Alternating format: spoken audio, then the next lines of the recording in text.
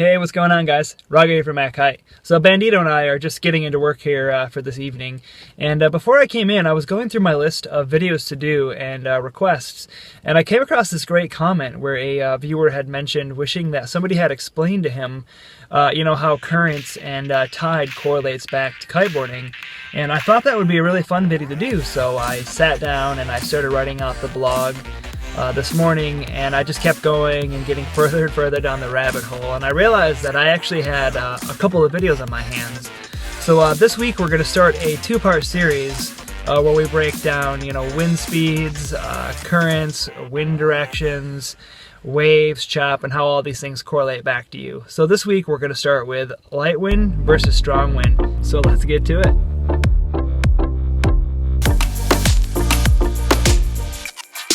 So it's not uncommon for newer riders to be a bit confused when it comes to assessing all the different variables that come into play when learning to kiteboard. Be that the wind direction, the wind speeds, the tides and the currents, and all these things. So in this video, I'm just going to address this and try to clear some of this up for you. It can be overwhelming. Aside from learning how to fly a kite or ride a board, you have to consider all the varying conditions and the weather you're riding in, from the different wind speeds, the different wind directions, and on top of that, there are currents, waves, and tides to consider. First thing to start with would be the wind speeds and how they relate back to you in your progression, and then after we cover these basics, we'll get into the currents and the tides. So regarding wind speeds, I usually tell my student that there are three skill sets to be learned. Light wind, moderate wind, and heavy wind skill sets, and they really all correlate together. Things that you learn on those light wind days will actually help you out when you get out on the heavier days or the gustier days. And as well, learning how to ride in these different wind speeds and the skill sets that align with them. There's some real trade-offs and advantages to each different wind range. When you were taking your lesson, no doubt you encountered at least one of these, and if you were lucky, you had a chance to encounter two of these while you were out there learning. And as well, if you're experienced, there's a good chance that you favor one of these over the others. Regardless of your skill level, I actually encourage you to get out in all three of them and put the time in.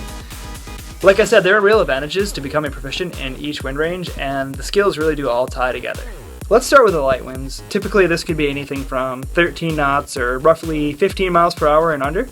They're the most forgiving when practicing, be that for newer riders practicing kite skills on the land or advanced riders trying new tricks. The kite's not going to pull that hard and the falls are not going to hurt that bad. On the other hand, while light winds are forgiving, they're equally as frustrating.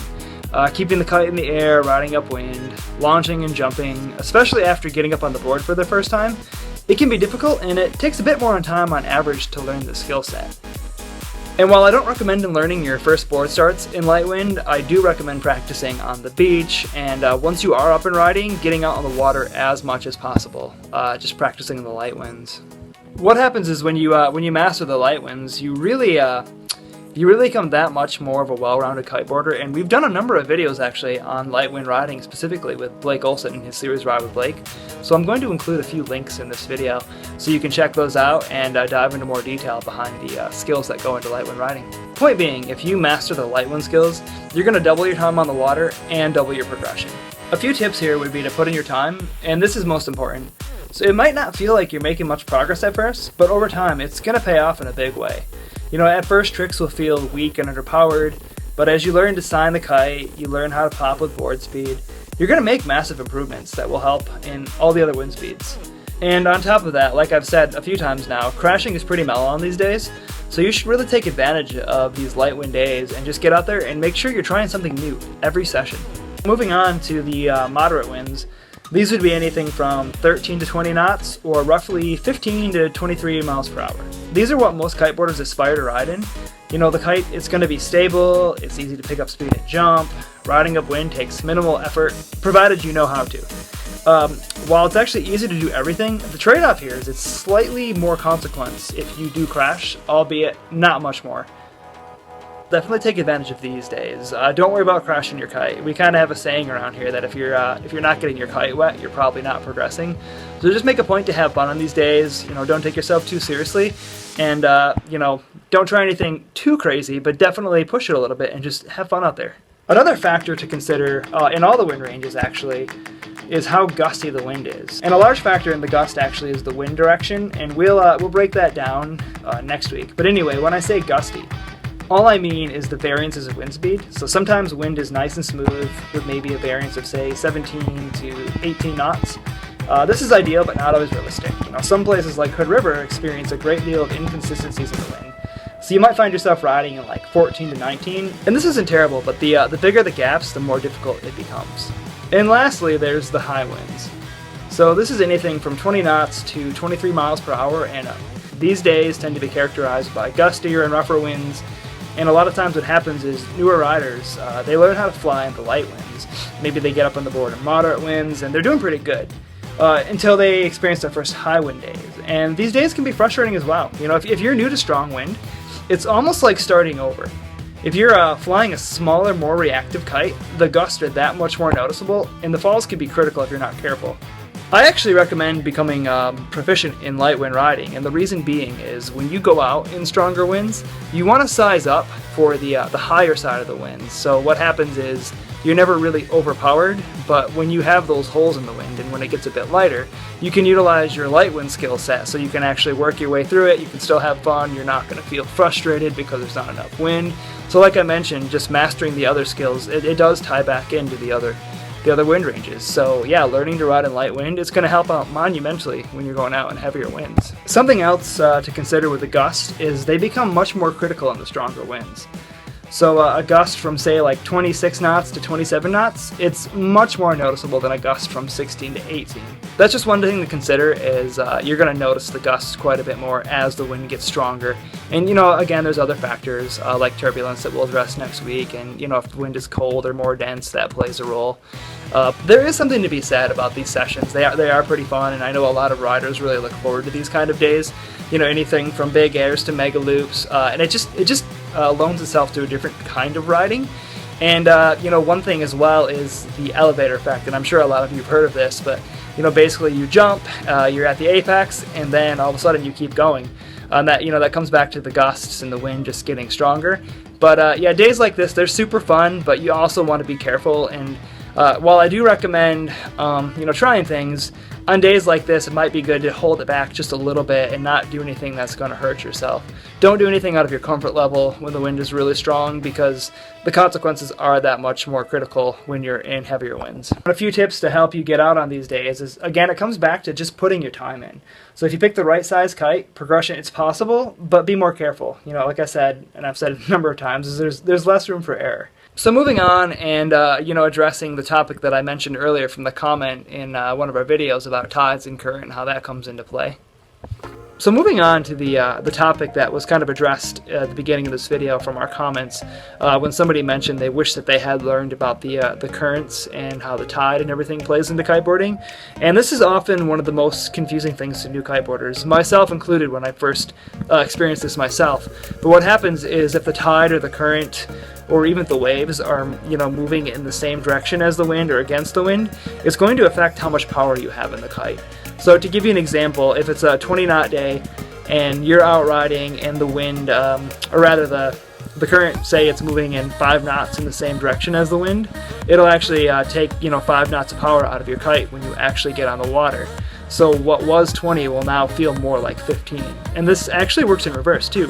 So if the current's moving against the wind and it's 20 knots and it's a 5 knot current, you're going to have what might feel like 25 knots of power.